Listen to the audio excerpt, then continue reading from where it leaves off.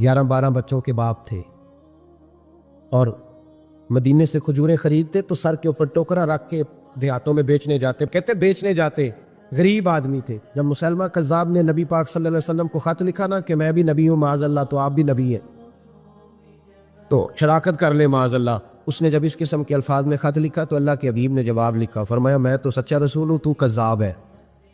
मजमा था स्यापा का। नबी पाक ने फरमाया भी मेरी नामूस पे पहरा देना है, ये ख़त लेके जाना है, कौन जाएगा? तो स्याबा कहते हैं पीछे बैठे थे और खजूरें खा रहे थे। फटाफट उठे, गरीब आदमी, 11 बच्चे, मेरा रूप भी नहीं तो मेरा रंग भी नहीं, तो मैनू यार मनाउण दा ढंग भी नहीं।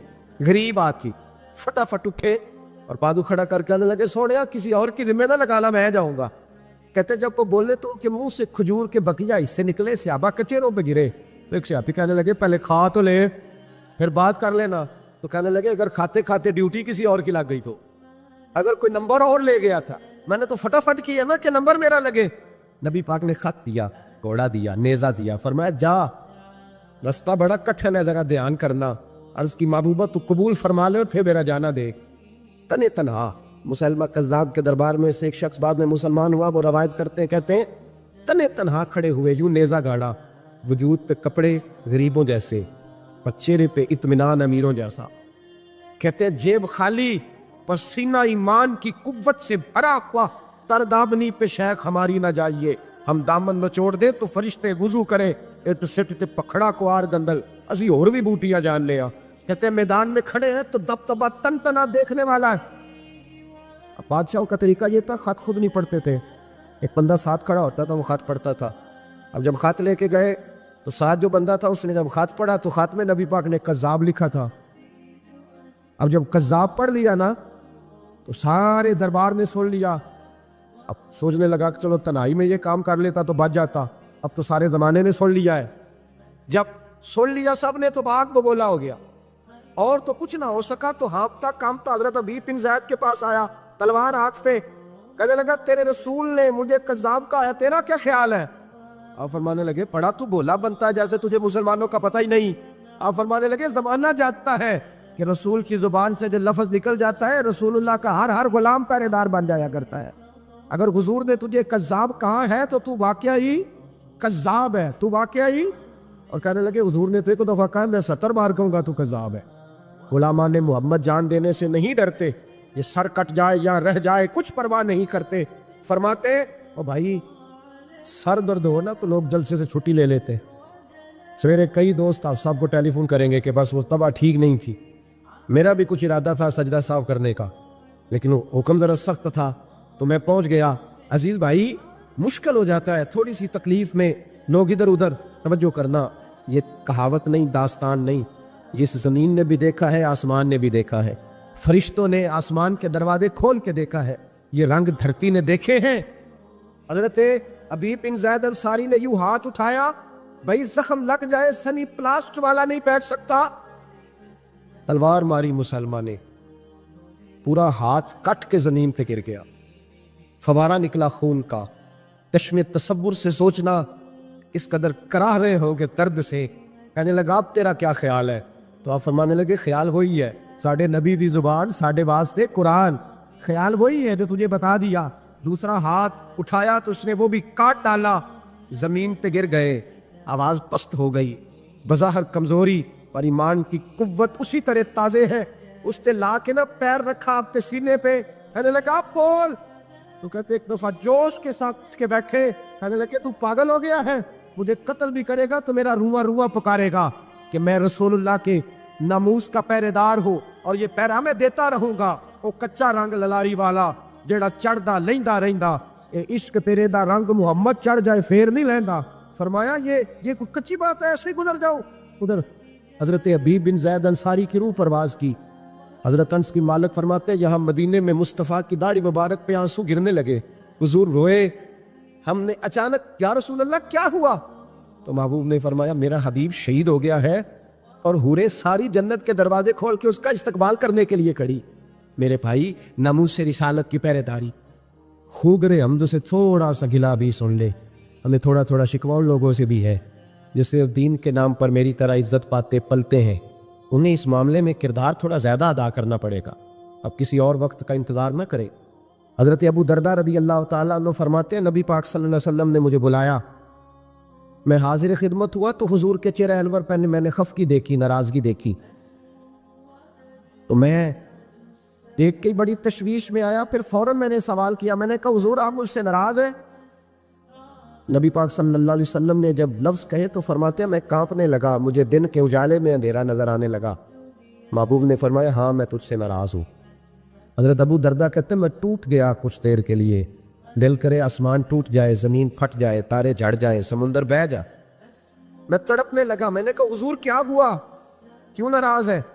تو محبوب پاک نے فرمایا آج سویرے میں نے تجھے دیکھا ہے تو گلی سے گزر رہا تھا، حضور گزر رہا تھا، اور میں تیرے ساتھ ابو بکر صدیق بھی تھے، حضور تھے، تو فرمایا پھر تجھے خیال نہیں آیا تو میرے ابو بکر کے آگے آگے چل رہا تھا، تجھے خیال ہی نہیں آیا تو ابو بکر صدیق کی عظمت کو نہیں سمجھا؟ فرمایا اس دنیا میں نہ کسی پہ سورج طلوع ہوا نہ غروب ہوا جو میرے ابو بکر صدیق سے افضل ہو، تو اس کو۔ اور علامہ اسماعیل حقی نے تفسیر روح البیان میں حدیث لکھی ہے، ایک نوجوان نے آ کے عرض کیا تھا یا رسول اللہ میرے رزق میں برکت نہیں، جو کام کرتا ہوں فلاح ہو جاتا ہے، تو میرے نبی پاک نے فرمایا سفید داڑھی والے بزرگوں کے آگے آگے نہ چلا کر، ان کے پیچھے رہا کر، اللہ تیری روزی میں برکت پیدا فرما دے گا۔ یہ جو بے ادبی ہے نا، بے ادبی کی نقصان دیتی، یہ نقصان دیتی ہے۔ خاموش ہے دل بھری بزم میں چلانا نہیں اچھا۔ ادب پہلا کرینہ ہے محبت کے کرینوں میں، ادب بڑا ضروری ہے، اگر ادب نہیں تو کچھ بھی نہیں۔ اگر انسان تعظیم کرنا نہیں جانتا تو وہ تو کسی حد کا پابند ہی نہیں، اور جو آدمی جھکنا نہیں جانتا وہ تو مردہ ہے، اس لیے کہ جو اکڑ جاتا ہے وہ مردہ ہوتا ہے، جس میں لچک ہوتی ہے وہی تو زندہ ہوتا ہے۔ تو بھائی ادب، آج پوری دنیا میں امت مسلمہ کے حکمران سوچ رہے ہیں، پورے اسلامی ممالک کے سفیر اکٹھے کر کے وزیر داخلہ سامنے بٹھائے، اور پھر وہ کہنے لگے بڑی جلدی ہم منت کرنے والے ہیں، ہم اقوام متحدہ کی منت کریں گے کہ ہمارے نبی پاک علیہ السلام کی بے ادبی ہو رہی ہے تو ذرا ہماری سنو۔ یہاں نا کسے باشد میں ساری جماعتوں کو ایک نظر سے دیکھتا ہوں، یہاں کسی جماعت کے لیڈر کے بارے میں بات کرو تو سویرے تماشا لگ جاتا ہے روڈ پہ، اسمبلی میں مکے چلنے شروع ہو جاتے ہیں، اور رسول اللہ صلی اللہ علیہ وسلم کی ناموس کی بات ہوتی ہے تو وہ لوگ جن کو آپ لائنوں میں لگ کے ووٹ دیتے ہیں وہ لوگ اس پر کمنٹس کرنا بھی پسند نہیں کرتے، دو جملے کہنے بھی پسند نہیں کرتے۔ سنو جناب ابو بکر صدیق رضی اللہ تعالیٰ عنہ کا فتویٰ کیا ہے۔ حضرت ابو بکر صدیق رضی اللہ تعالیٰ عنہ کو جناب عمر نے آ کے مشورہ دیا، کہا جناب حالات اچھے نہیں ہیں، محبوب کے وصال ظاہری کو تھوڑا وقت گزرا ہے اور کئی قسم کے لوگ بغاوت کر رہے ہیں، وہ مسلمہ کذاب جس نے ختم نبوت میں لقب لگایا ہے، آپ تھوڑی مہلت دیں، ذرا تھوڑا اس کو موقع دیں، وہ بے ادب تو ہے پر ذرا تھوڑا موقع دیں اس کو، تھوڑے حالات صحیح ہو جائیں گے تو پھر مقابلہ کر لیں گے اس کا۔ حضرت ابو بکر صدیق نے جناب عمر فاروق جیسے شخص کو گھورا، فرمایا عمر تجھے تیری ماں روئے، اسلام لانے سے پہلے تو سخت تھا، تجھے کیا ہو گیا ہے؟ فرمایا میں مدینے میں اکیلا بھی رہ گیا اور جنگل کے درندے آ کر میری بوٹیاں پہ نوچ کے لے گئے، پھر بھی میں رسول اللہ کی عزت کے ناموس کے تحفظ کے لیے میدان میں اکیلا کھڑا ہو جاتا، مجھے کسی شخص کی پرواہ اور حکمران کا شکوہ کیا کرنا۔ یہاں گھی کا ریٹ زیادہ ہو جائے تو ہمارے ہر پھٹے پہ ایک ٹاک شو لگ جاتا ہے، ہر چوک میں ایک بحث ہونے لگتی ہے، پھر ریٹ۔ یہاں کل کوئی سیاسی بیان داغ دے گا تو دیکھنا کس طرح لوگ، لیکن ناموس رسالت کے مسئلے میں نا وہ جس طرح 4 5 10 اینکر ہیں ہمارے ملک کے، وہ بیچارے اپنی تنخواہ سیدھی کرتے ہیں، وہ کہتے ہیں نبی پاک صلی اللہ علیہ وسلم نے تو اپنے بے ادب کو معاف کیا، حضور نے تو اپنے بے ادب کو معاف کیا، نبی پاک نے تو اپنے نافرمان۔ او خدا کے بندے کیسی بات کر رہا، کس قسم کا شخص ہے تو؟ او اللہ کے بندے، نبی پاک نے اپنے بے ادب کو معاف کیا، کسی صحابی نے نبی پاک کے بے ادب کو معاف نہیں کیا۔ اگر کسی غلام نے معاف کیا تو بتلا، اور رسول اللہ صلی اللہ علیہ وسلم نے بھی اس کو معاف کیا جو چھپ چھپا کے در رسول پہ آ گئے، ورنہ تو میرے حبیب نے فرمایا میرا بے ادب اگر کعبے کی دیوار کے ساتھ بھی لپٹا ہوا ہو تو وہاں سے نکال بھی قتل کر دو، اس لیے کہ دنیا میں سب سے بڑا فتنہ پرور وہ ہے جو رسول اللہ کی بے ادبی کرتا ہے، وہ فتنہ پرور۔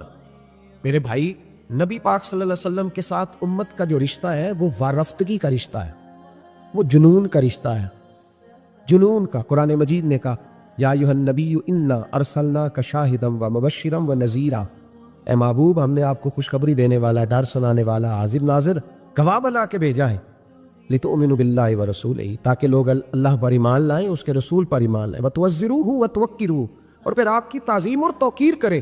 वतुसब्बिहूहु बुकरतम वासीला, फिर सुबह शाम अल्लाह की पाकी बयान करें। ताज़ीम रिसालत माब, नबी पाक का अदब। हमने तो उन माओं का दूध पिया है जिन माओं ने किसी हदीस में नहीं पढ़ा था। हमने आज तक नहीं सुना किसी मिंबर से ये आवाज़ आई हो कि अजान हो तो सर पे दुपट्टा ले लेना चाहिए। लेकिन मेरे देहात की अनपढ़ अम्मा भी टीवी पे अजान भी शुरू होती है तो कहते ठहर जाओ, पहले मुझे दुपट्टा ला के दो, मेरे मोहम्मद का नाम आने लगा है, मेरे रसूल पाक सल्लल्लाहु अलैहि वसल्लम का नाम आने लगा। मेरे तो देहात की अनपढ़ अम्मा भी मुस्तफ़ा करीम का अदब करना जानती। हमने तो उन माओं का दूध पिया।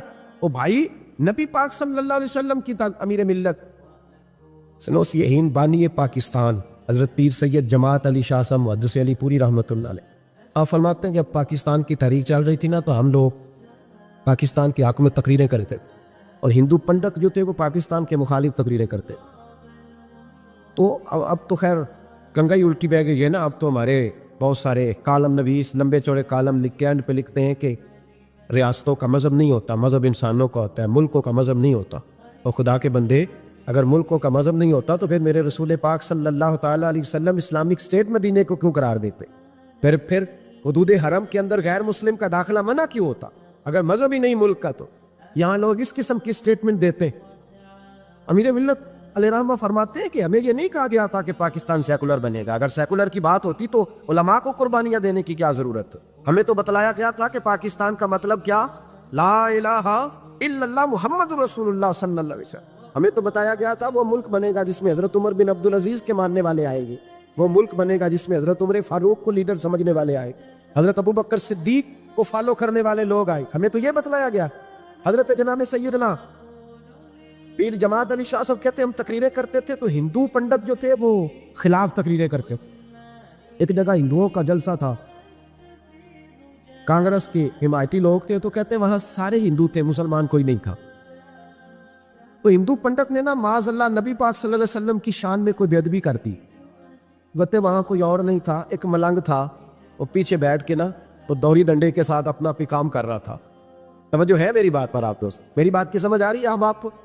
वो पीछे से उठा और जाने कहाँ से स्टेज पे चढ़ गया और उसने ना पंडित के सर पे 2-3 डंडे मारे। कहते पंडित फौत हो गया वहीं। अब शोर हुआ, लोगों ने उसको पकड़ लिया, जेल में बंद कर दिया। हज़रत अमीर मिल्लत कहते मैं उसको मिलने गया। मैंने कहा यार, ना तू नमाज पढ़े, ना तू रोज़ा रखे, ना तू शरीयत की तरफ आए, और तूने इतना बड़ा काम कर दिया, बेअदब भी मार दिया है। तो कहते उस शख्स ने वो जवाब दिया जो लाखों मुहद्दिसीन के अकवाल की तशरीह था, जो सैकड़ों मुफस्सिरीन की आरा का लुबे लुबाब था। कहते हैं वो मलंग मुझे कहने लगा, पीर साहब मैं नमाज नहीं पढ़ता, मेरी गलती है, रोज़ा नहीं रखता, मेरी गलती है, मैं शरीयत की तरफ तवज्जो नहीं करता, दुआ करे अल्लाह मुझे तौफीक दे, सारी गलतियां अपनी जगह पे, पर मैं गुनहगार हूँ, अपने मोहम्मद अरबी का गद्दार तो नहीं ना, मैं गुनहगार हूँ, कोई गद्दार तो नहीं ना, ये तो नहीं ना हो सकता मेरी मौजूदगी में को मेरे रसूल के बारे में बात कर जाए। उसने कहा मैं जेल की भर्ती पे आया हूँ और मुझे यहाँ आके वकीलों और जजों ने पूछा है कि तू एक दफ़ा इनकार कर, तेरा कुछ कर लेंगे। मैंने कहा मैं इनकार नहीं करता, बल्कि जेल में खड़ा होकर भी ललकारूंगा कि अगर यहाँ भी किसी ने मेरे मुस्तफ़ा के बारे में बात की तो उसका गला काट के रख दूंगा। ये जो नामूस रिसालत का मामला है, ये जो नामूस, ये हसास मामला है और ये जुनूनी। देखे हज़रत सैयदना सिद्दीक़ अकबर रज़ी अल्लाह ताला अन्हु एक बहुत बड़ी शख्सियत का नाम है। ये वाहिद शख्सियत है जिसकी सहाबियत का इनकार कुफर है, इसलिए कि इनके लिए लफ्ज़ सहाबी कुरान पाक ने इस्तेमाल किया। इज़ यक़ूलु लिसाहिबिही ला तहज़न इन्नल्लाह माअना, जब कहा उन्होंने अपने सहाबी से कि गम न करो, इन्नल्लाह माअना, अल्लाह हमारे साथ।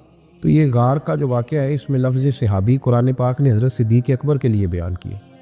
उनके सहाबी होने का जो इनकार करेगा काफिर हो जाएगा। उनके अंदर बहुत सारी खसलतें थीं, अल्लाह से डरते थे, सखी बहुत ज़्यादा थे, उनको अल्लाह तबारक व तआला ने हिम्मत बड़ी दी हुई थी, शौरी हिम्मत। कुछ लोगों में फ़ैसला करने की कुव्वत नहीं होती, लेकिन कुव्वत फ़ैसला हज़रत अबू बकर सिद्दीक़ को अल्लाह ने बहुत ज़्यादा अता फरमाई थी। अकेले फ़ैसला करके डट जाने की उनके अंदर सलाहियत है। एक जुमले में फ़ाज़िल बरेलवी ने कमाल कर दिया। आला हज़रत फरमाने लगे, दुनिया में नबी पाक सल्लल्लाहु अलैहि वसल्लम से बड़ा पीर कामिल कोई नहीं और जनाब अबू बकर सिद्दीक़ जैसा मुरीद भी कोई नहीं। ये जो तवानाई है, ہمارے ہاں لوگ مانتے ہیں اپنی مرضی کی چیزیں، جناب صدیق اکبر نے اس طرح مانا ہے جس طرح نبی پاک نے ماننے کا حکم دیا ہے۔ حضور نے فرمایا جب تجھے کسی سے محبت ہوتی ہے تو وہ تجھے بہرا بھی کر دیتی ہے، گونگا بھی کر دیتی ہے، اندھا بھی کر دیتی ہے۔ نہ انسان محبوب کا نقص دیکھ سکتا ہے، نہ سن سکتا ہے، اور نہ کبھی اس کی زبان سے وہ جملہ ادا ہو سکتا ہے۔ جس کو محبت ہو، جس نے بات سن لی وہ بھی محبت میں کچا ہے، جس نے بیان کر لی وہ تو فیل ہے نا، بالکل ہی وہ تو ناکام ہو گیا، اور جس نے دیکھ لی اوہو ایسا نہیں کرنا چاہیے تھا، اس نے بھی ابھی پیار نہیں کیا۔ یہ وہ الفاظ ہیں حدیث کے جو خود رسول پاک نے بیان فرمائے۔ نبی پاک صلی اللہ علیہ وسلم نے فرمایا محبت آدمی کو اندھا بھی کر دیتی ہے، بہرا بھی کر دیتی ہے، گونگا بھی کر دیتی ہے۔ جب محبت ہوتی ہے تو پھر انسان کو کوئی ایسی چیز نظر، ابو جہل نے محبوب پاک علیہ السلام سے کہا معاذ اللہ مجھے تو آپ کی طرح کا شخص کوئی نظر ہی نہیں آتا، یعنی اس نے کمزور لفظوں میں کہا۔ حضرت صدیق اکبر حضور کے سامنے کھڑے ہوئے تو کہنے لگے محبوب تیرے جیسا حسین نظر کوئی نہیں آتا۔ اب اس کے پاس چونکہ بغض تھا تو اپنے لفظوں میں بات کر رہا تھا، اس کی جو دل کی بات تھی وہ الفاظ بن کے آ چکی تھی۔ حضرت صدیق اکبر کے دل میں محبت تھی تو وہ اپنے لفظوں میں بات کر رہے، اپنے جملوں میں اس کا اظہار کر رہے۔ یاد رکھیے گا انہوں نے اس طرح محبت کی جس طرح محبت کرنے کا حق ہوتا، یعنی ہر چیز ہی، مال بھی دے دیا، اولاد بھی دے دی، سارے بچے نبی پاک کی غلامی پہ لگا دی، غلام بھی سارے حضور کے پیچھے لگا دیے، بس نبی پاک کی ڈیوٹی کرنی ہے۔ ہزاروں دینار کا نقصان اٹھایا لیکن نبی پاک صلی اللہ علیہ وسلم کی غلامی پر ہر چیز کو ترجیح دی۔ بات تو ہم نے بڑی دفعہ سنی ہے، پر کبھی اس کے حسن کو بھی ملاحظہ فرمائیے نا، کبھی ذرا ملاحظہ فرمائیے نا۔ لوگ پیار کرتے ہیں، محبت کا دعویٰ کرتے ہیں، لیکن کہتے ہیں بھئی رستے رستے کی محبت ہے، یہاں مجھے 5,000 کا نقصان ہو رہا ہے، یہاں نہیں میں محبت کر سکتا۔ یہ نقصان 5,000 کا کون برداشت کرے؟ محبت ضرور ہے پر اب اتنا نقصان کون برداشت کرے؟ جناب صدیق اکبر کا کمال دیکھیے کہ مال کا نہیں جان کا نقصان برداشت کرنے کو بھی تیار ہے۔ کچھ لوگ ایسے ہوتے ہیں کہتے ہیں آگے خطرہ ہے تو ہمیں نہیں جانا چاہیے۔ غار ثور میں جب نبی پاک صلی اللہ علیہ وسلم کو لے کے پہنچے نا حضرت صدیق اکبر، 5,413 فٹ اونچی غار ہے، جب حضور ذرا سا چلے تو قدموں کو تکلیف ہوئی تو عرض کرنے لگے حضور آپ میرے کندھوں پہ بیٹھ جائیں، پباں پار قدم نہیں لاؤندا تے سور پہاڑ تے چڑھیا جاندا، او پیا جاندا دے یار نبی دا، اے اصلی دلدار نبی دا۔ حضور کو لے گئے اور جب غار ثور پہ پہنچے تو کہنے لگے حضور مجھے اندر خطرہ لگتا ہے، آپ ٹھہریں پہلے میں جاتا ہوں، پہلے میں جاتا ہوں۔ جناب صدیق اکبر تشریف لے گئے اور دیکھیں نا سالوں پرانی غار پڑی تھی، اس میں بڑا کچھ تھا، لیکن جناب صدیق اکبر نے پگڑی پھاڑ پھاڑ کے غار صاف کی۔ پھر جہاں سوراخ تھے نا، خطرہ تھا کہ کوئی سانپ بچھو نہ نکل آئے، وہاں چھوٹے چھوٹے ٹکڑے رکھ کے غار کو بند کیا۔ جب مکمل تسلی کر لی تو کہ حضور اب آپ تشریف لے آئی۔ اب جب غار سے نکلے نا جانے کے لیے، اس انداز کو بھی ذرا دیکھیں۔ لوگ آج خشک دین کے بڑے قائل ہیں، کہتے ہیں بس ٹھیک ہے نماز پڑھنی چاہیے، روزہ رکھنا چاہیے، اتنی لمبی باتیں، آپ معرفت کی بات کرتے ہیں، آپ محبت کی بات کرتے ہیں، آپ وارفتگی کی بات کرتے ہیں۔ کچھ لوگوں کو تو لفظ عشق ہی بڑا برا لگتا ہے، وہ اس جملے تک جانا ہی پسند نہیں کرتے۔ او خدا کے بندو، یہ بھی تو انداز دیکھو نا صحابہ کا۔ جب نبی کریم سید عالم صلی اللہ علیہ وسلم کو لے کے وہ نکلے نا غار ثور سے، تو حضور کے ساتھ ساتھ چل رہے تھے، تو کبھی نبی پاک کے آگے جاتے تھے، کبھی حضور کے پیچھے، کبھی دائیں کبھی بائیں۔ تو محبوب کو پتہ ہے، پھر بھی پوچھا ابو بکر یہ کیا کر رہے ہو؟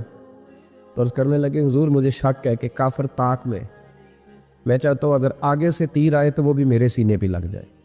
پھر مجھے خیال آتا ہے ہو سکتا ہے پیچھے سے آ جائے تو پیچھے ہٹتا ہوں کہ اگر پیچھے سے کوئی نیزہ آئے تو وہ بھی مجھے ہی لگ جائے، کوئی دائیں سے آئے تو وہ بھی مجھے ہی لگ جائے، کوئی بائیں سے آئے تو مجھے لگ رہی ہے۔ تو بھیت نہیں چاہتی کہ آپ کو ذرا سی بھی تکلیف پہنچے۔ یہ ذائقہ جب نبی پاک کے لیے لوگوں کے دلوں میں پیدا ہوتا ہے تو پھر اللہ تبارک و تعالیٰ دین کی روشنی روح تک عطا فرما دے۔ امام فخر الدین رازی نے لکھا ہے، سینکڑوں سال پہلے کے مفسر، اب تو لوگ سارا کچھ کھاتے میں ڈال دیتے ہیں نا کچھ مخصوص لوگوں کی۔ امام فخر الدین رازی نے لکھا، دیکھیں بات بڑی سادی سی ہے، لیکن حضرت ابوبکر صدیق کا بھی اپنا ذائقہ ہے۔ حضور نے انگوٹھی دی، کہا جاؤ اس انگوٹھی پہ نا اللہ کا نام لکھوا لاؤ۔ پہلے یہ بتائیے کہ چھوٹے چھوٹے کام اتنے بڑے بڑے لوگوں کو بھی بتائے جاتے ہیں۔ یہاں تو پانی پلانے کے لیے اور بندہ ہوتا ہے جو تھوڑا سیانا ہوتا ہے، وہ کہتا ہے یہ میری ڈیوٹی تو نہیں نا، میں تو صاحب ہوں، مجھے تو خود میں آیا ہوں مجھے پانی پلایا جائے، آپ یہ کیا کہہ رہے ہیں میں پانی پلاؤں؟ حضرت ابوبکر صدیق رضی اللہ تعالیٰ عنہ کو نبی پاک کام بتاتے تھے، اپنے ذاتی چھوٹے کام جو کوئی بچہ بھی کر کے آ سکتا ہے۔ لیکن یہ بھی میرے محبوب کی محبت ہے. فرمایا جو میری ذات کے تعلق سے کام ہوگا وہ میرا ابو بکر ہی کر کے آئے گا. جناب صدیق اکبر کو انگوٹھی دی, فرمایا جاؤ اس پہ اللہ کا نام لکھوا لاؤ. امام فخر الدین رازی نے لکھا ہے جناب صدیق اکبر گئے, کہتے ہیں میں نے لکھنے والے سے کہا کہ اللہ کا نام لکھ دو, پھر میری طبیعت نے گوارا نہ کیا کہ صرف اللہ کا لکھاؤں. میں نے کہا یار اس طرح کرو ساتھ میرے مصطفیٰ کا بھی لکھ دو. حضور کا حکم کیا ہے؟ تو حضرت ابو بکر کیا کہتے ہیں؟ یہاں لوگوں کو بڑا شکوہ ہے, کہتے ہیں آپ جناب بڑھا کے حضور کی شانے پہ اتنی بات کہو جتنی ہے, حد میں رکھو. اور میں نے کہا بیوقوف, تو حضور کی حد بتا دینا, ہم وہیں تک رہ جائیں گے. بلغ العلا بے کمال ہی کشف الدجا بے جمال حسنت جمیع خصال صلو علیہ وآلہ. وہ حد بتا, ہم حد تک رہیں گے. نبی پاک صلی اللہ علیہ وسلم نے کہا میرا نام لکھو, اللہ کا نام لکھواؤ. جناب صدیق اکبر نے ساتھ حضور کا بھی لکھوا لیا. واپس لائے نا, حضور کو انگوٹھی دی تو اس پہ لکھا تھا اللہ, محمد اور ابو بکر. تو حضور نے فرمایا ابو بکر یہ تو نے کیا کیا ہے؟ میں نے کہا تھا اللہ کا لکھوا لا, تو میرا بھی لکھوا لایا, اپنا بھی. جناب صدیق اکبر چونک گئے. امام فخر الدین رازی نے لکھا چونکے, عرض کرنے لگے یا رسول اللہ میں نے آپ کا نام تو لکھوایا ہے, میری طبیعت گوارا نہیں کرتی تھی کہ اللہ کا ہو اور آپ کا نہ ہو, خدا کا ذکر کرے, ذکر مصطفیٰ نہ کرے, ہمارے منہ میں ہو ایسی زبان خدا نہ کرے. کہا حضور اللہ کا نام تو آپ نے کہا تھا اور میں نے ساتھ گوارا نہیں کیا کہ آپ کا نہ ہو, تو میں نے لکھوا لیا ہے, باقی اپنا میں نے نہیں لکھوایا. حضور واللہ میں نے نہیں لکھوایا. محبوب ابھی بات سو نہیں رہے تھے کہ جبریل امین حاضر ہو گئے. عرض کرنے لگے یا رسول اللہ, رب فرماتا ہے ابو بکر گوارا نہیں کرتا کہ میرے نام سے آپ کا نام جدا ہو, تو رب گوارا نہیں کرتا کہ آپ کے نام سے ابو بکر کا نام جدا ہو. لہذا ابو بکر نے آپ کا لکھوایا ہے اور ابو بکر کا رب کریم نے لکھوا دیا ہے. تو بھائی محبت جب یہ روپ اختیار کرتی ہے تو اعلیٰ حضرت پھر بول اٹھتے ہیں, فرماتے ہیں اگر مصطفیٰ جیسا پیر کوئی نہیں تو پھر ابو بکر جیسا مرید بھی کوئی نہیں. حضرت ابو بکر صدیق سے کسی نے پوچھا آپ کی پسند کیا ہے؟ کہنے لگے ایک میری پسند یہ ہے کہ میری بیٹی مصطفیٰ کے گھر میں جائے اور حضور کی نوکری کرتی رہے. اور یا ابو بکر دوسری, فرمایا دوسری پسند یہ ہے کہ رب مجھے مال دیتا رہے اور میں محبوب کے قدموں پہ قربان کرتا رہوں. تو تیسری, فرمایا تیسری پسند یہ ہے کہ النظر الی وجہ رسول اللہ, حضور بیٹھے رہیں اور میں حضور کے چہرے کا دیدار کرتا رہوں, یہ میری پسند. انہوں نے اپنی زندگی ڈھال لی تھی نبی پاک کی غلامی, ڈھال لیا تھا اپنے آپ. اس لیے مطمع نظر ہی ایک تھا, زاویہ نگاہ ہی ایک تھا, سوچ ایک کی طرف رہتی تھی, دائیں بائیں جاتی نہیں. میرے بھائی جب محبت خالص کرنی ہے تو میرے ایسا فرمایا کرتے تھے کسی نے حضور کا عشق سیکھنا ہے تو جناب صدیق اکبر سے سیکھے, ان سے سیکھو حضور سے محبت کس طرح کرنی, انہوں نے غلامی کس طرح کا انداز. ایک دن بیٹھے نا ایسے مسجد میں بیٹھے ہوئے تھے تو اچانک اٹھے, ہوش مند آدمی تھے, دانا آدمی تھے, بڑی ڈیوٹی کرنے اٹھے. تو جو ملک شام کی طرف رستہ جاتا تھا نا مدینے کا, اس رستے جانے لگے. امیر المومنین حضرت ابو بکر صدیق جاتے جا رہے ہیں. تھوڑی دیر گزری تو کچھ صحابہ نے کہا حضور آپ کدھر جا رہے ہیں, ہم بھی پیچھے کدھر جانا ہے؟ تو پلٹے تو رو پڑے. کہنے لگے ایک دفعہ نبی پاک صلی اللہ علیہ وسلم کئی دن کے بعد ہی نظر نہیں آئے تھے, پھر حضور ادھر سے تشریف لائے, تو میرے دل میں خیال آیا شاید آج بھی حضور ادھر سے آ جائیں. تو میں چلا سب روگاں دا روگ محمد جس کا نام بچھوڑا. کہا میں جب بہت علیل ہوئے نا حضرت صدیق اکبر, تو جناب عمر فاروق رضی اللہ تعالیٰ انہوں نے ایک طبیب بلایا ملک شام سے. کہا اسے دیکھو تو صحیح, روز بروز کمزور ہوتے جا رہے ہیں. تو طبیب دیکھ کے کہنے لگا مرض تو کوئی نہیں, لیکن ان کا دل بے چین ہے, ان کی روح پریشان ہے, یہ کسی سے بچھڑے ہوئے لگتے ہیں. تو حضرت عمر کہنے لگے صدیق کیا بات ہے یار, کس سے بچھڑے ہو؟ تو جناب ابو بکر نے آنکھ کھول کے دیکھا, فرمایا تجھے تو جیسے پتہ ہی نہیں, تمہیں تو جیسے خبر ہی نہیں. تو حضرت عمر بھی رو پڑے. بھائی محبت کی تو ٹوٹ کی نبی پاک صلی اللہ علیہ وسلم کے ساتھ ان کی وفاؤں کا رشتہ رہا تو پھر حد درجے کا رہا, ہر چیز قربان کی. یہ جو لوگ سوچ سمجھ کے چلتے ہیں نا وہ بیچارے اپنے ذائقے کھو بیٹھتے ہیں سارے. حضرت صدیق اکبر رضی اللہ تعالیٰ عنہ کی زندگی بتاتی ہے کہ حضور کی غلامی کرو تو کھل کے کرو, ڈٹ کے کرو. پھر جو بچا کے رکھتے ہیں ان کے پاس کچھ بھی نہیں رہتا. خود محبوب پاک صلی اللہ علیہ وسلم نے فرمایا حضرت اسماء بنت ابی بکر صدیق سے, فرمایا رب کے رستے میں جب دے تو گن کے نہ دیا کر, ورنہ وہ بھی تجھے گن کے ہی دے گا, اور کوئی چیز بچا کے نہ رکھ, اس کے رستے میں بے حساب دے، وہ بھی تجھے بے حساب ہی عطا فرمائے گا۔ ہم محبت میں بھی کنجوسی کرتے ہیں، سوچ سمجھ کے تھوڑی سی۔ وہ کس طرح کی محبت ہے جس میں بندہ سوچ رہا ہے، غور کر رہا ہے، ارادہ کر رہا ہے، تیاری کر رہا ہے، دیکھ رہا ہے، پرکھ رہا ہے، وہ کیسے آگے بڑھے؟ غلامی تو غلامی ہوتی ہے، غلاموں کی سوچیں اپنی نہیں ہوتی، سوچیں بھی غلام ہوتی ہیں۔ غلام جو ہوتے ہیں وہ اپنے محبوب کی رضا کی طرف توجہ رکھتے ہیں، دائیں بائیں لوٹ کر پلٹ کر ان کا مزاج نہیں ہوتا۔ حضرت ابوبکر صدیق رضی اللہ تعالیٰ عنہ نے محبوب پاک سید عالم صلی اللہ علیہ وسلم کی غلامی کی، ہر لحاظ سے کی، ہر وقت کی، ہر طریقے سے کی۔ امت مسلمہ اگر غلامی کا طریقہ سیکھے گی تو جناب صدیق اکبر سے سیکھے گی۔ حضرت صدیق اکبر بتلائیں گے کہ محبوب کریم سید عالم صلی اللہ علیہ وسلم کی غلامی کس طرح کرنی ہے۔ جب رات تھی نا بدر کی، تو کافروں کا سب سے بڑا نشانہ یہ تھا کسی طرح حضور کو شہید کیا جائے۔ وہ پورا فوکس کیے ہوئے تھے کہ نبی پاک صلی اللہ علیہ وسلم کو شہید کرنا، پوری توجہ تھی۔ تو صحابہ کہتے ہیں کہ ہم نے ارادہ کیا کہ حضور کے لیے علیحدہ سے خیمہ بنایا جائے، چھپر بنایا جائے۔ حضور کے لیے وہ ہم نے چھپر بنا دیا، محبوب اس کے اندر قیام کرنے لگے۔ اب خیال یہ تھا کہ یہاں ڈیوٹی کون کرے گا، ڈیوٹی کون کرے گا، یہاں کون ٹھہرے گا، یہاں یہ بڑے خطرے والی جگہ ہے، یہاں کون ٹھہرے گا۔ فرماتے ہیں جب گفتگو ہونے لگی تو جناب صدیق ایک بار فٹافٹ بولے، کہنے لگے تمہیں ضرورت کیا ہے انتخاب کرنے، میں جو ہوں، جب تک میں موجود ہوں کسی کافر کی ضرورت نہیں مصطفیٰ کے خیمے کی طرف بھی دیکھ سکے، طاقت ہی نہیں۔ وہ آگے بڑھ کے ان جگہوں کا انتخاب کرتے، اس طرف ان کی توجہ رہتی۔ میرے محبوب پاک علیہ الصلاۃ والسلام ان پر اعتماد کرتے۔ 17 نمازیں نبی پاک نے جناب صدیق اکبر کے پیچھے ادا فرمائیں، 17 نماز۔ اور جناب ابو بکر کا بھی یہ حال تھا۔ آج تو باہر کھڑے ہو کے سلام پڑھو تو کچھ لوگ کہتے ہیں سلام آپ پڑھ لیں، کھڑے کیوں ہوتے ہیں؟ کھڑے ہونے سے دقت ہونے لگی۔ میں نے کہا چلو بیٹھ کے پڑھ لو بھائی، اگر اتنی سی بات صحیح آپ کو دشواری ہے۔ حضرت صدیق اکبر رضی اللہ تعالیٰ عنہ نماز پڑھا رہے تھے۔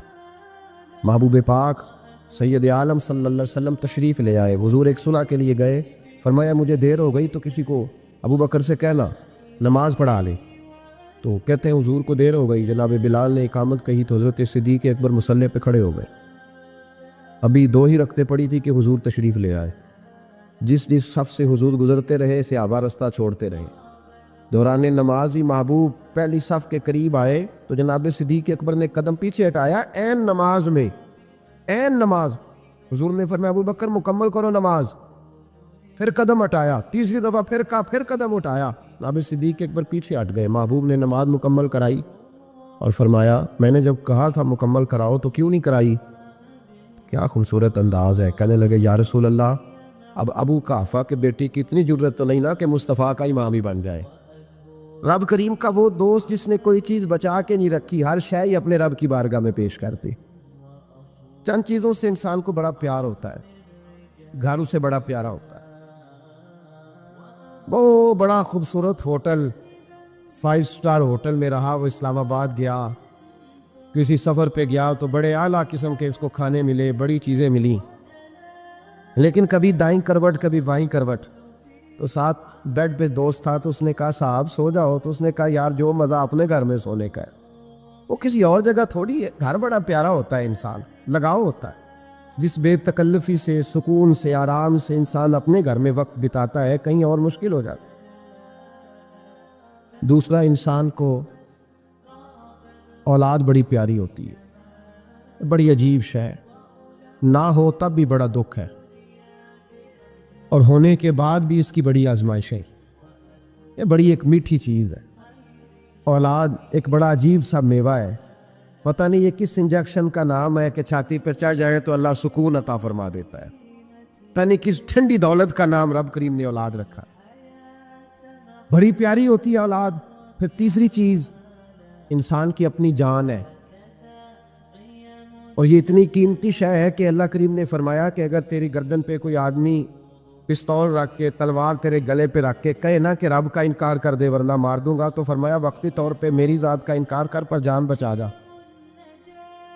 اگر تو مرنے کے قریب ہو گیا ہے اور حرام شے کھائے بغیر تو بچ نہیں سکتا، مر جائے گا، تو فرمایا چل تو اس طرح کر، حرام کھا کے جان بچا، پر جان بچانا فرض ہے، ضروری ہے۔ وطن بڑا پیارا، اولاد بڑی پیاری، جان بڑی پیاری، اور حضرت ابراہیم سے رب کریم نے فرمایا چل ابراہیم کوئی چیز دے، تو کہا یا اللہ تینوں ہی تیرے نام پہ قربان کرتا ہوں، تیری ہوئی ساری، ہر شے تیری۔ حضرت ابراہیم نے دین کے لیے، آپ شہر بابل کے قریب پیدا ہوئے تھے، وہاں سے مصر آئے، مصر سے فلسطین آئے، اور فلسطین سے آ کر کے کعبہ آباد فرمایا۔ زندگی سفروں میں گزری، سفر ایک تکلیف والی چیز ہے، پر حضرت ابراہیم نے وطن چھوڑ دیا، گھر چھوڑ دیا۔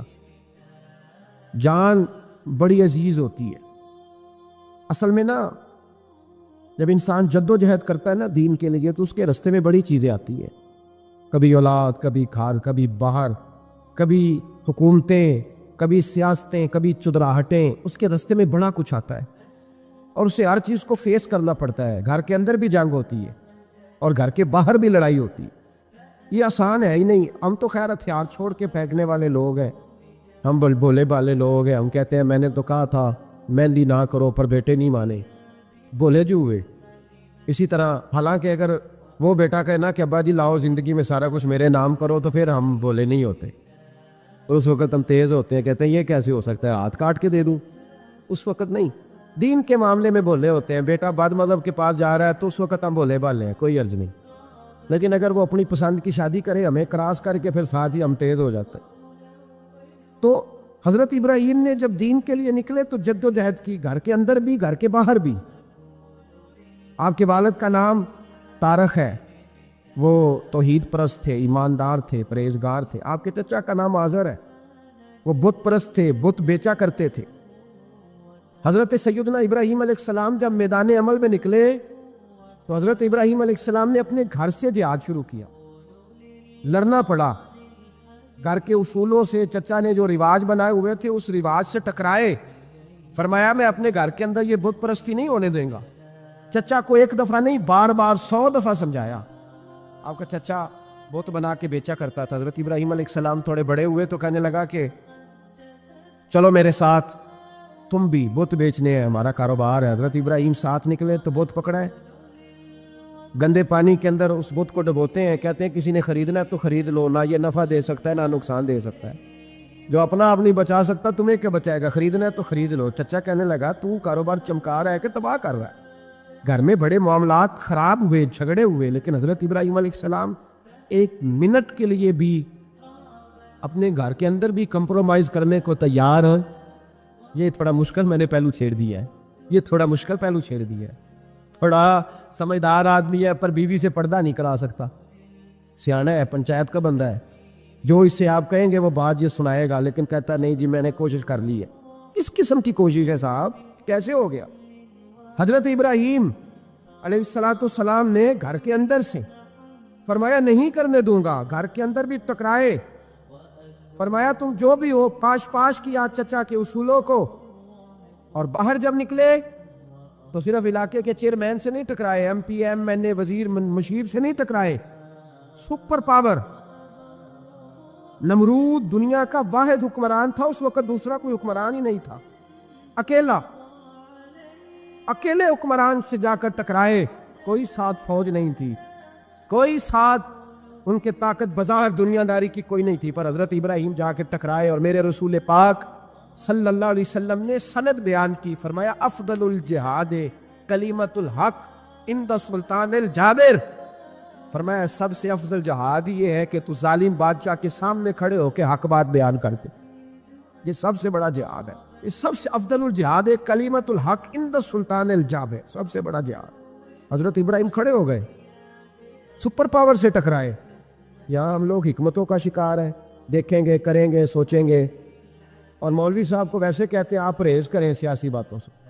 بھئی اللہ کے ہر نبی نے جا کے وقت کے ظالم حکمران کو لتاڑا ہے، للکارا ہے، یہ تو مشن انبیاء ہے۔ حضرت سیدنا ابراہیم علیہ السلام نے اس کو جا کے کہا کہ تو جھوٹ بولتا ہے، تو جھوٹا ہے، تو خدائی کا دعویٰ کرتا ہے، تو بہت بڑا ظالم ہے، اور قرآن مجید نے اس ساری بات کو بیان فرمایا ہے۔ حضرت ابراہیم علیہ السلام سے کہنے لگا میں رب ہوں، تو آپ نے فرمایا میرا رب تو وہ ہے جو زندہ کرتا اور مارتا ہے، تو پھر آپ حق بات بیان کریں گے تو اللہ مارے گا کہ بندہ مارے گا؟ کچھ بھی نہیں ہوتا، کیونکہ زندگی موت کس کے ہاتھ میں ہے؟ اللہ کے ہاتھ میں، زندگی موت اللہ، کچھ بھی نہیں ہوتا۔ انسان صحیح سمت کا تعین کرے اور صحیح چلے۔ حضرت علی شیر خدا سے کسی نے کہا تھا کہ آپ کے بڑی دشمنی ہے، کوئی محافظ رکھ لے. آپ فرمانے لگے موت خود بہت بڑی محافظ ہے، وقت سے پہلے آتی ہی نہیں. بڑی محافظ ہے وقت سے پہلے. علامہ نورانی رحمۃ اللہ تعالیٰ علیہ کراچی جیسے شہر میں رہا کرتے تھے جہاں گام گام پہ خطرہ تھا. لوگوں نے کہا حضرت اتنے بڑے لیڈر ہو، آپ کی جماعت کی 62 سیٹیں ہوئیں قومی اسمبلی میں، ایک ایسا وقت بھی آیا تو کوئی ایک آدمی بندوق والا. آپ فرمانے لگے مجھے ضرورت ہی نہیں، اس لیے کہ جس خدا رسول کے لیے میں نکلا ہوں وہ خود ہی حفاظت کرنے والے ہیں، ضرورت نہیں ان چیزوں. تو بھائی حضرت ابراہیم ٹکرائے اور اب کا انداز کیا ہے؟ جا کے کہا کہ تو نہیں، خدا وہ ہے جو زندہ کرتا. اور اس نے ایک بیوقوفوں جیسی دلیل دی. ایک آدمی کو کل پھانسی دینی تھی تو اس کو بلایا، کہنے لگا تجھے کب پھانسی ہے؟ اس نے کہا کل. کہنے لگا جا تجھے آزاد کیا، زندگی دی، اس کو چھٹی دے دی. ایک عام آدمی بیچارہ بیٹھا تھا، اس کو پکڑ کے نا کہنے لگا اس کی گردن اڑا دو. کہنے لگا دیکھ لو میں بھی زندہ کرتا اور مارتا ہوں، وہ جو کل مرنے والا تھا میں نے زندہ کر دیا ہے، اور جس کو پتہ ہی نہیں تھا کہ میں نے مرنا ہے اسے پکڑ کے میں نے مار دیا ہے. یہ بیوقوفوں جیسی دلیل ہے. حضرت سیدنا ابراہیم علیہ السلام چاہتے تو اسی وقت دلیل توڑ دیتے کہ تو کیا بیوقوفوں جیسی بات کر رہا ہے، اگر تو زندگی دیتا ہے تو مرے ہوئے میں جان ڈال کے دے جس کو تو نے مارا ہے.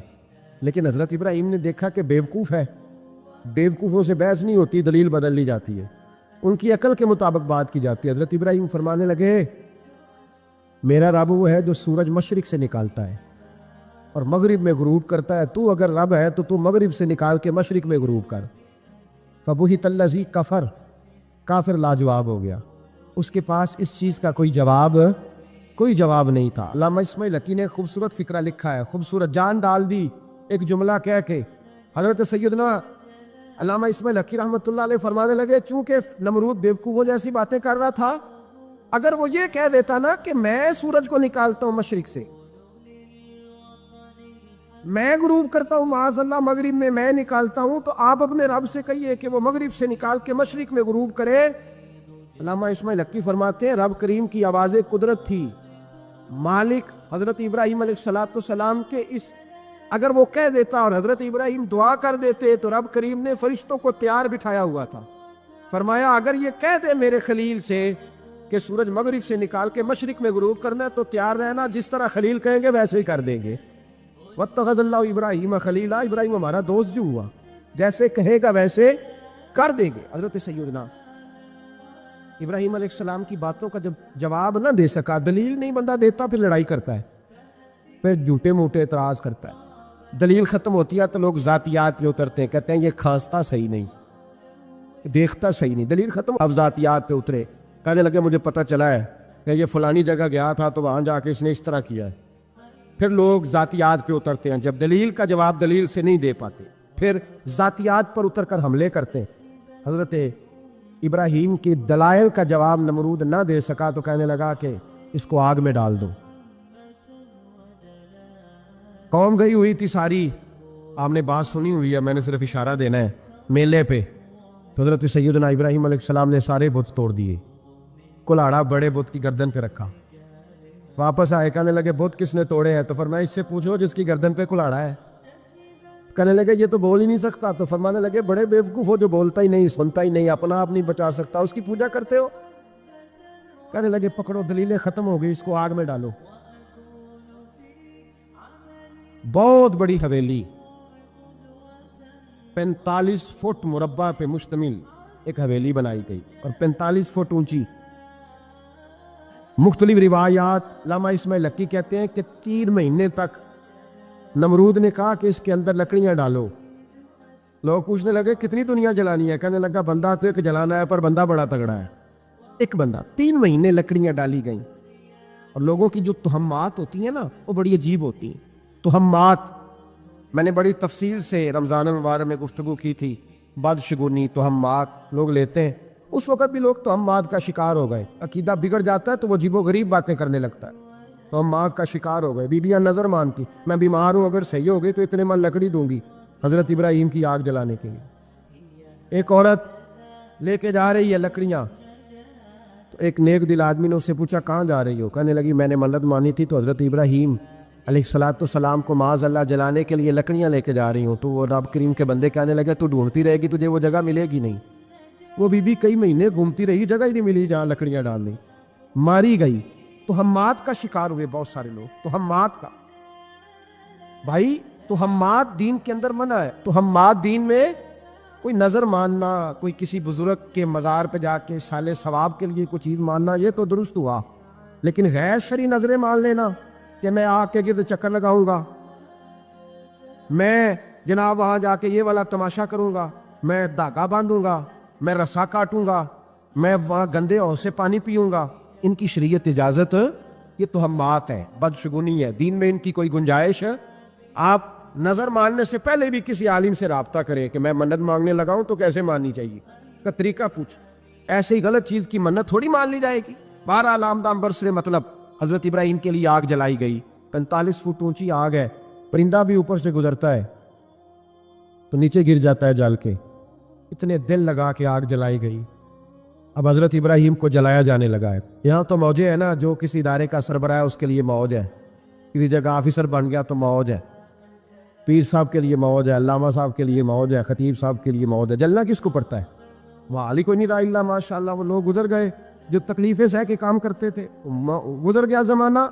हज़रत सैयदना इब्राहीम अलैहिस्सलाम को जलाया जाने लगा है तो अब इतनी बड़ी आग है तो डाले कैसे? शैतान ने तजवीज़ दी कि मंजनीक बनाओ, मंजनीक, बड़े बड़े बांस बांध के उनके नीचे रस्सा बांधो। वो जिस तरह झूलने के लिए झूला बनाया जाता है, इस तरह एक मंजनीक पुराने ज़माने में उसमें पत्थर रख के फेंके जाते थे दुश्मनों पे।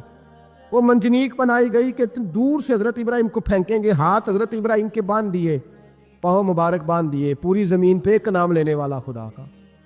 और उसको आज रस्सियों में जकड़ा हुआ है।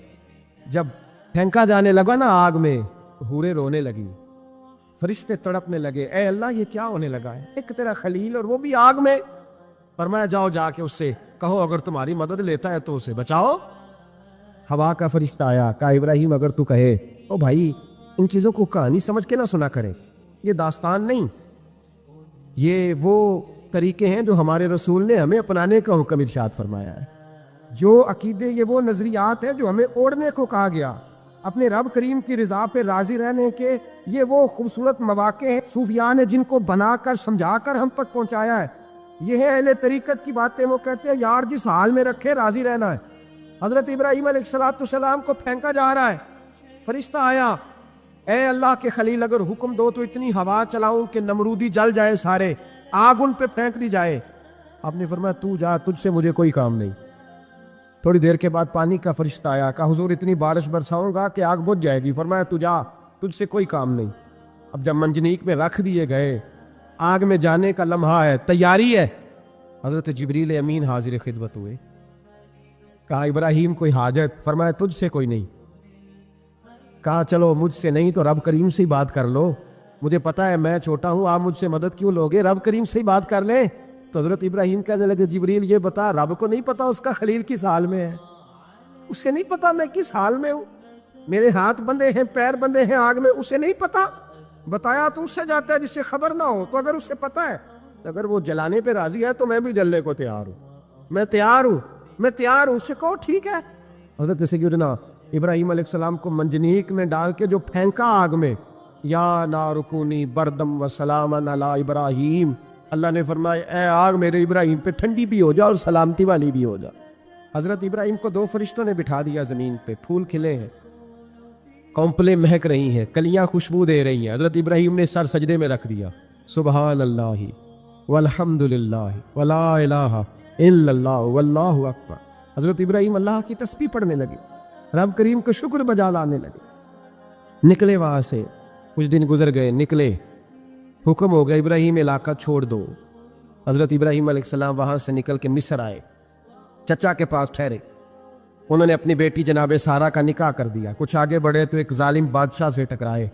उसने एक शहजादी, एक बादशाह की बेटी कैद की हुई थी, जनाब हाजरा नाम था, उनको कैद से छुड़ा के साथ लाए। हज़रत लूत अलैहिस्सलाम भी साथ। ये 4 लोगों का काफिला चला, फ़लस्तीन में जाके पड़ाव डाला, घर बार छोड़ा, तबलीग शुरू हुई। हज़रत इब्राहीम के घर में 2 ख़वातीन हैं, एक आपकी बीवी हैं, एक हज़रत हाजरा है। औलाद कोई नहीं, बड़ा मेवा है मीठा। घर वही आबाद होता है जिसमें बच्चे रोते हैं, घर होता ही वो है जिसमें बच्चों की चंचलाहट होती है, भिन बनाहट होती है। हज़रत इब्राहीम ने एक बच्चा रोते हुए देखा तो आंखों में आंसू आए, कहने लगे रब्बी हबली मिनस सालिहीन, یا اللہ مجھے بھی نیک اولاد عطا کر۔ حضرت سارہ نے سن لیا، کہنے لگی ابراہیم شاید میرے بطن سے تو آپ کو نصیب نہیں، ہاجرہ سے نکاح کر لو۔ جناب ہاجرہ سے نکاح ہوا۔ اللہ تو بڑا بے نیاز ہے، رب کریم نے حضرت اسماعیل جیسا خوبصورت بیٹا عطا فرمایا۔ بیٹا کالا سیاہ بھی ہو تو سینے کی ٹھنڈک ہوتا ہے، پر یہ تو وہ بیٹا ہے جس کی پیشانی میں نور محمدی چمکتا ہے صلی اللہ علیہ وسلم۔ حضرت سیدنا اسماعیل اتنے خوبصورت، اب جس بیوی کے ہاں بیٹا تھا بیٹھنا اٹھنا بھی زیادہ اس کے پاس، آنا جانا بھی اس کے پاس، توجہ ادھر ہو گئی۔ جناب سارہ رشک کرنے لگی، ایک دن کہنے لگی اسے چھوڑ آ جنگل میں، وادی غیر ذی زرع مکے کے پاس، بھائی ایک بیٹا عالم دین بنا لو۔ کہنے لگا روٹی کہاں سے کھائے گا؟ تیرے 5 بیٹے ہیں، کو حافظ قرآن بنا کے تو روٹی کہاں سے کھائے گا؟ وہ بچہ بھی کہتا ہے میں کہاں سے کھاؤں گا۔ حضرت ابراہیم علیہ السلام تو چند مہینے کا بچہ چھوڑ آئے، تو کہاں سے روٹی کھائی حضرت اسماعیل؟ کہاں سے کھائی ان کی اماں نے روٹی؟ اوکے مر جاتے ہیں یہ سارے۔ میں بڑی ذمہ داری سے کہا کرتا ہوں کہ جتنی خوبصورت روٹی اللہ کریم دین کے خادموں کو عطا کرتا ہے شاید کسی اور کے نصیب ہوتی ہو، لیکن ہم لوگ توجہ ہی نہیں کر رہے، ہمارا ذوق ہی نہیں بن رہا، ہم یہ محنت ہی نہیں کر رہے کہ قوم کو مستند علماء کی ضرورت ہے، علاقوں کے علاقے خالی ہیں، ادھر ہمارا مزاج ہی نہیں بن رہا، توجہ ہی نہیں دین کی خاطر۔ اور پھر چلے بچے تو بعد کی بات ہے نا، جو ابھی خود جوان ہے وہ بھی یہ دعا، ایک صاحب مجھے کہنے لگے میں دعا مانگ رہا ہوں اللہ مجھے بیٹا دے تو میں اسے دین پہ لگاؤں گا، تو میں نے کہا آپ بھی بوڑھے نہیں ہوئے، آپ خود ہی لگ جائیں، بیٹا تو ابھی آئے گا تو لگے گا نا، تو آپ تو اس وقت ہے تو آپ تو پہلے لگے نا صاحب، 2 گھنٹے تو نکال کے آئیں، دین سیکھنے کو کافی ہے۔ آپ اتنی لمبی سوچ رہے ہیں کہ بچہ آئے گا تو بڑا ہوگا تو وہ جائے گا تو دیکھی جائے گی، ابھی تو آپ ہیں تو آپ تو آؤ۔ حضرت ابراہیم نے بچہ وہاں چھوڑا۔ یہاں سے جو عمرہ کرنے لوگ جاتے ہیں نا، جو حج کرنے جاتے ہیں، ان کو پتہ ہے کہ وہاں دنیا کی ہر نعمت ملتی ہے، پھر بھی ڈبل ٹرپل پیسے لوگ جیبوں میں ڈال کے جاتے ہیں۔ حضرت ابراہیم جب وہاں لے کے گئے تو کوئی انسان نہیں تھا، پانی کا قطرہ نہیں تھا، 2 کلو کھجوریں، ایک مشکیزہ، بیوی کو تھمایا۔ ہمارے گھر میں ہزاروں چیزیں پڑی ہیں، لیکن وہ جو توکل ہے نا وہ ختم ہو گیا۔ اللہ دے گا، حلال حلال پہ قناعت کرے، جائز جائز پہ بھروسہ کرے، رب کریم عطا کرنے والا ہے، وہ مزاج ختم ہو گیا۔ حضرت سیدنا ابراہیم علیہ السلام 2 کلو کھجوریں، ایک مشکیزہ پانی کا دے کر کے، اور وہاں بٹھایا آپ نے اپنے بچے کو اور اپنی زوجہ جناب ہاجرہ کو، اور بٹھا کر کے یہ واپس پلٹنے لگے تو حضرت ہاجرہ سلام اللہ علیہ نے آواز دی، کہا ابراہیم کس کے سہارے پہ چھوڑ کے جا رہے ہیں؟ جہاں آب زمزم کا کنواں ہے نا، جو لوگ گئے ہیں جنہوں نے صفا مروہ کی صحیح کی ہے، صفا مروہ سے باہر نکلے نا، سرکار کی ولادت کا مقام ہے، اس جگہ پہ آب زمزم کا کنواں تھا، وہاں حضرت سیدنا ہاجرہ کو بٹھایا، کوئی چیز نہیں، کوئی درخت نہیں، کوئی کھیت نہیں، کوئی پانی نہیں، کوئی کنواں نہیں، وہاں بٹھایا اور بٹھا کر کے نکلنے لگے تو جناب ہاجرہ فرمانے لگی ابراہیم کس کے سہارے پہ چھوڑ کے جا رہے ہیں؟ کہنے لگے اللہ کے سہارے پہ۔ تو پاک باز بی بی نے ایک لفظ پوچھا، کہا ابراہیم یہ میرے رب کا حکم ہے، یہ میرے، بس جن کا عقیدہ توحید مضبوط ہو ان کے لیے ایک جملہ کافی ہوتا ہے، یہ میرے اللہ کا حکم ہے؟ تو جناب ابراہیم علیہ السلام فرمانے لگے ہاجرہ ہاں رب کا حکم ہے۔ جب یہ لفظ کہے تو چاہیے تھا نا حضرت ابراہیم تسلی دیتے، تو بی بی صاحبہ تسلی دینے لگی، عرض کرنے لگی ابراہیم اگر اللہ کا حکم ہے تو